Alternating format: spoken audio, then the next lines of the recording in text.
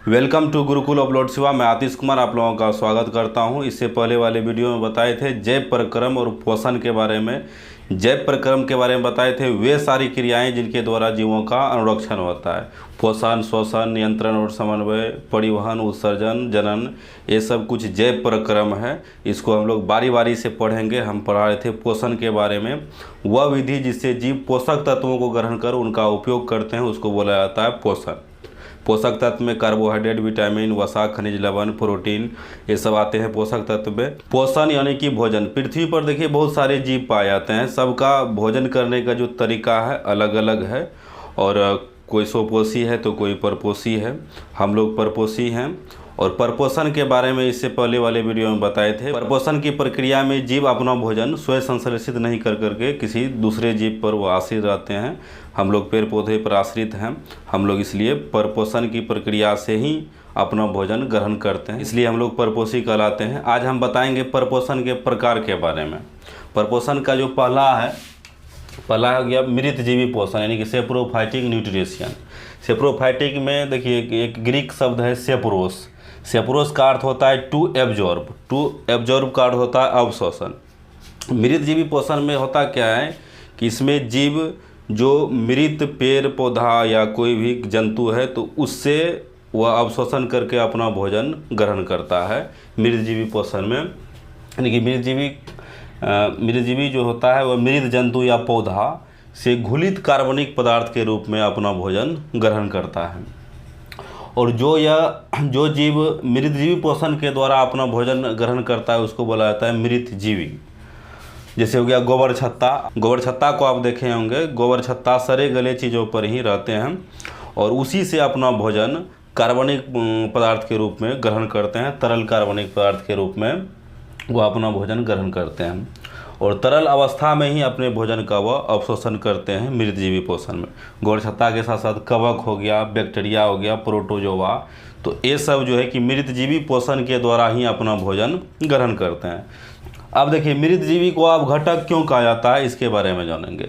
देखिए होता क्या है, प्रकृति में बहुत सारे जीव जंतु पाए जाते हैं। अगर उसकी मृत्यु हो जाती है तो मृतजीवी क्या करता है, उसको अवघटित करने का काम करता है, यानी कि उसको सड़ाने और गलाने का काम करता है और वह उसको सड़ा गला करके मूल तत्वों में बदल देता है।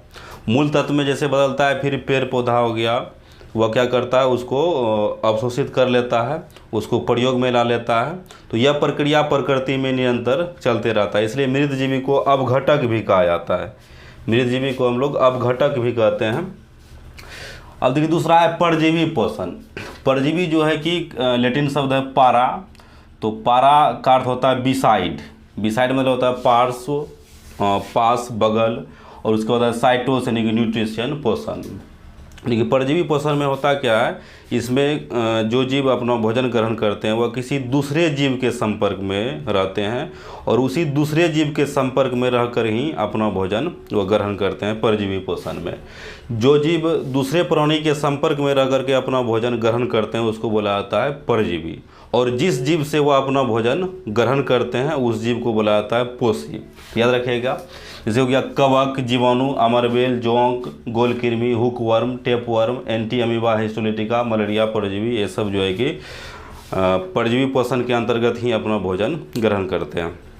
परजीवी पोषण में जोंक को आप देखे होंगे, भैंस में या मनुष्य में भी जोंक लग जाता है। तो जोंक क्या करता है, खून को चूसता है, यानी कि वह किसी जानवर के संपर्क में रह करके अपना भोजन तरल पदार्थों के रूप में वह ग्रहण करता है।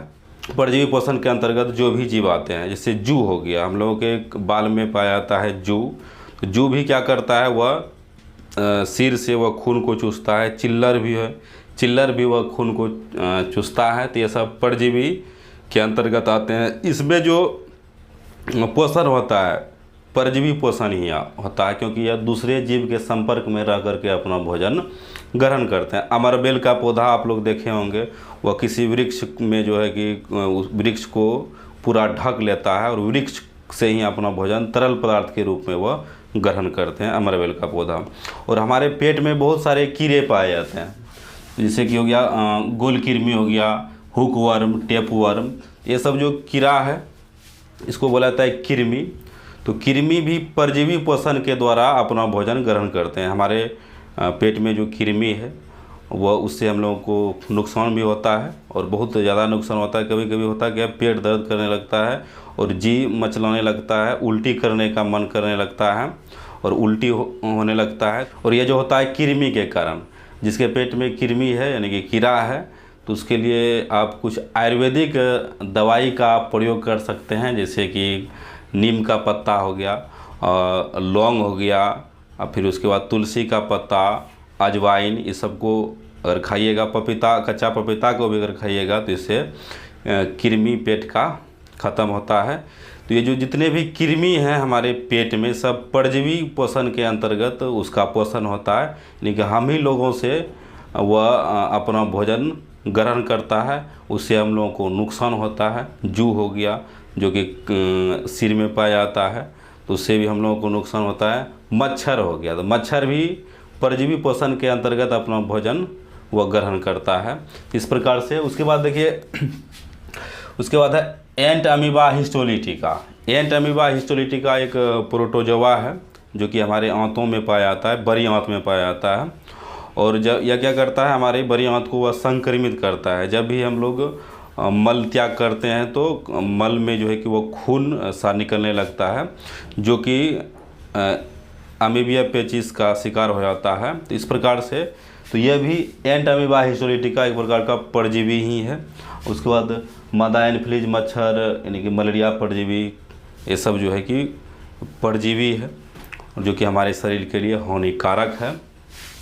उसके बाद देखिए प्राणी संपोषण है, होलोजोइक न्यूट्रिशन। होलो का अर्थ होता है कंप्लीट और जोइक का अर्थ होता है एनिमल लाइक, यानी पूर्ण रूप से या पूरी तरह से, जिसमें जो पोषण होता है जंतुओं के जैसा, यानी कि जंतुओं के जैसा जिस जीव में पोषण होता है उसको बोला जाता है प्राणी संपोषण। यानी प्राणी के जैसा जिस जीव में पोषण होता है उसको बोलते हैं प्राणी संपोषण।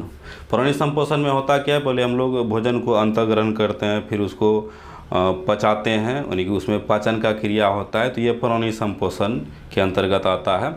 और जिस जीव में प्राणी संपोषण प्रक्रिया के द्वारा पोषण होता है उसको बोला जाता है प्राणी समभोजी।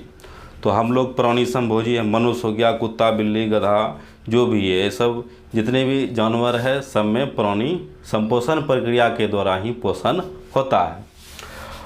उदाहरण भी दिए हैं, अमीबा, मेढक, मनुष्य।